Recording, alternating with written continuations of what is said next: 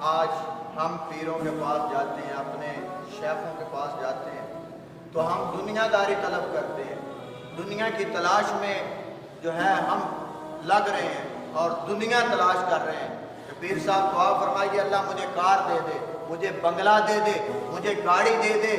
لیکن پہلے لوگ ہوتے تھے اپنے پیروں کے پاس جاتے تھے تو اللہ اور اس کے رسول کا رستہ، اللہ اور اس کے پیارے حبیب کا رستہ پوچھتے تھے۔ جس دن سے ہم نے یہ اپنے اوپر لازم کر لیا کہ ہم نے دنیا بنانی ہے، آخرت کی کوئی فکر نہیں، اس وقت سے ہمارے اوپر بیماریاں لاحق، ہم آئے روز پریشانیوں کا شکار بن رہے ہیں، پریشانیوں میں مبتلا ہو رہے ہیں۔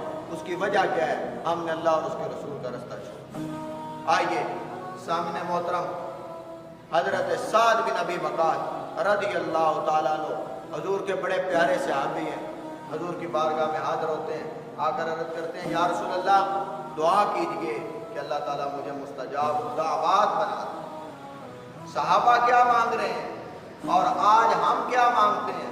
کائنات کے سب سے بڑے پیر، کائنات کا سب سے بڑا آستانہ جسے مدینہ شریف کہتے ہیں، مدینہ شریف کی وہ جگہ ہے، اور صحابہ حضور سے عرض کر رہے ہیں کہ یا رسول اللہ دعا کیجئے اللہ مجھے مستجاب الدعوات بنا دے۔ تو میرے حضور نے کیا ارشاد فرمایا؟ اس کا مطلب یہ کہ اللہ تعالیٰ میری ہر دعا قبول کرے۔ تو میرے حضور نے کیا ارشاد فرمایا؟ میرے حضور نے فرمایا کہ اے سعد بن ابی وقاص اپنی خوراک پاک کرو، اللہ تجھے مستجاب الدعوات بنا، اپنی خوراک کو پاک کرو۔ تو میرے آقا لاجپال نے قسم اٹھا کر کہا کہ میں محمد کی جس کے قبضہ قدرت میں جان ہے، میں اس کی قسم اٹھا کر کہتا ہوں آدمی جب اپنے پیٹ میں ایک حرام کا لقمہ ڈالتا ہے تو 40 دن تک اس کا کوئی عمل اللہ کی بارگاہ میں قبول نہیں۔ اللہ اکبر کبیرہ۔ بھائیو ہم آئے روز کیا کرتے ہیں؟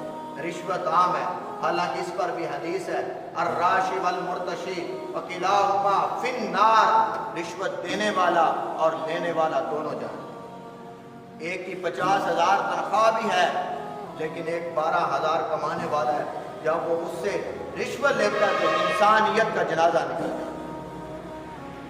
میرے حضور نے فرمایا قسم ہے مجھے رب کعبہ کی جس کے دستے قدرت میں میری جان ہے، آدمی جب ایک حرام کا لقمہ اپنے منہ میں ڈالتا ہے اور اس کے پیٹ میں چلا جاتا ہے تو اللہ تعالیٰ اس کے 40 دن کا کوئی عمل قبول نہیں کرتا۔ آگے کیا حضور نے ارشاد فرمایا؟ یہ معجم الحوض میں حدیث منقول ہے۔